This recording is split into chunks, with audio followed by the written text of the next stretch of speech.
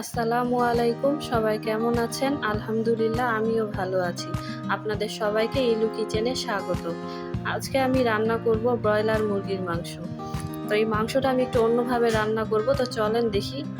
তো এই জন্য আমি কিছু হাড়সহ ব্রয়লার মুরগির মাংস নিয়েছি। এখানে ফ্রেশ মাংস নাই, সব হাড়। তো এই মাংসগুলো আমি রান্না, এখানে চামড়াও আছে, পাও আছে, মানে মুরগির চামড়া খেতে আমার খুব ভালো লাগে। তো এই মাংসর জন্য আমি রসুন, কিছু পেঁয়াজ, আদা একসাথে বেটে নিচ্ছি। এই মাংসটাকে আমি মানে এই বাটা মশলাগুলো দিয়ে আমি ম্যারিনেট করব। তো ভালোভাবে এইগুলো বেটে নিয়ে আমি তুলে নিচ্ছি। তো এই মাংসগুলো এক সাইডে আমি এটা তুলে রাখবো। আর মাংস না, মানে এই যে হাড় সহ মাংসগুলো আমি একটু শিলপাটায় থেতো করে নিব। যে এক এক করে আমি এখানে বিছিয়ে দিচ্ছি। মাংসগুলো আমি একটু শিলটা দিয়ে একটু থেতলিয়ে নেব। এই মাংসটা একটু আমি অন্যভাবে একটু রান্না করতে যাচ্ছি, যে দেখি কেমন লাগে খেতে। আমার যে শিলপাটার যে পাথরটা সেটার সমান না, এই জন্য মাংসগুলো একটু এদিক ওদিক দৌড়াদৌড়ি করতেছে। তো এগুলো আমি এই জন্য ধরে ধরে ছেঁচতেছি। তো এক সময় আমি এটা এইভাবে না পেরে তখন শিলটা আমি শোয়াই নিলাম, যে না এইভাবে তো করা যাচ্ছে না। এই যে খালি লাফালাফি করতেছে মাংসগুলো। এই যে আমি মুরগির যে পাটা সেটাও একটু থেতো করে নিচ্ছি। তো এইভাবে করে আমি যে অন্য মাংসগুলো আছে সবগুলো আমি এইভাবে থেতো করে নিয়ে আবার ধুয়ে নিয়েছি পরিষ্কার করে। তো এখন এটা ম্যারিনেটের জন্য এখানে ওই যে পেঁয়াজ, রসুন, আদা বাটা ওইটা দিয়ে দিলাম, শুকনো মরিচের গুঁড়া, হলুদের গুঁড়া, জিরা ধনিয়ার গুঁড়া, গরম মশলার গুঁড়া, তারপরে কর্নফ্লাওয়ার দিয়ে দিলাম 3-4 টেবিল চামচের মতো। আর দিয়ে দিব এখানে একটু লবণ দিয়ে এখন ভালোভাবে এটা মাখিয়ে নেব। মানে খুব সুন্দর করে এটা মাখাতে হবে যেন প্রতিটা মাংসর গায়ে এই মশলাগুলো লেগে যায়। এরকম করে ভালোভাবে মেখে আমি আধা ঘন্টা বা 1 ঘন্টার জন্য এটা এক সাইডে রেখে দিব। তো মাংসটার মধ্যে আমি কিছু আলু দিব। তো আলুর জন্য আমি কড়াইয়ে তেল দিয়ে দিলাম। এখানে আলুগুলো আমি ভেজে নিব। আলুগুলোর মধ্যে হলুদ, লবণ, মরিচের গুঁড়া দিয়ে আলুগুলো আমি ভেজে নিব। তার প্রতিটা রান্নার মধ্যেই কম বেশি আমি একটু আলু দিই। যে ছোটোবেলায় একটা অ্যাড দেখতাম তীরের, যে বলতো যে তীর, আটা, ময়দা, সুজি, তীর ছাড়া আমার চলেই না। তো সেরকম আমার রান্নার মধ্যে আলু ছাড়া আমার চলেই না।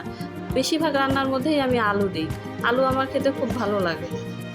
তো এই যে আলুগুলো আমি ভেজে নিচ্ছি ভালোভাবে তেলের মধ্যে নেড়ে চেড়ে, মানে একদম লাল লাল করে ভেজে নিব।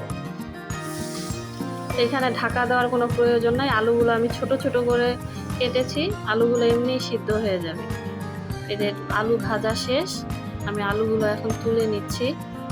তো এই তেলের মধ্যেই আবার আমি মাংসগুলো দিয়ে দিব একটা একটা করে। মাংসগুলো আমি এখানে ভেজে নিব। যে মাংসগুলো আমি দিয়ে দিলাম। মাংসগুলো একটা একটা করে সব আমি তেলের মধ্যে দিয়ে সুন্দর করে আমি ভেজে নিব।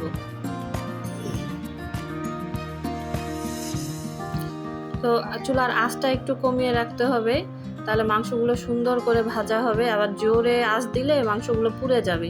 তো এক পাশ আমার ভাজা শেষ, এখন আর এক পাশ উল্টিয়ে নিচ্ছি। উল্টিয়ে নিয়ে দুই পাশে আমি সুন্দর করে লাল লাল করে ভেজে নিব মাংসগুলো। আমি হালকা আঁচ দিয়ে প্রায় 5-6 মিনিটের মতন করে আমি ভেজেছি মাংসগুলো। যে মাংসগুলো সুন্দর করে আমার লাল লাল করে ভেজে নিচ্ছি।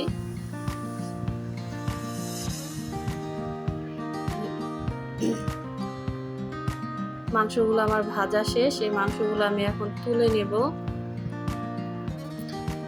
মাংসগুলো আমি একটি প্লেটের মধ্যে তুলে নিচ্ছি।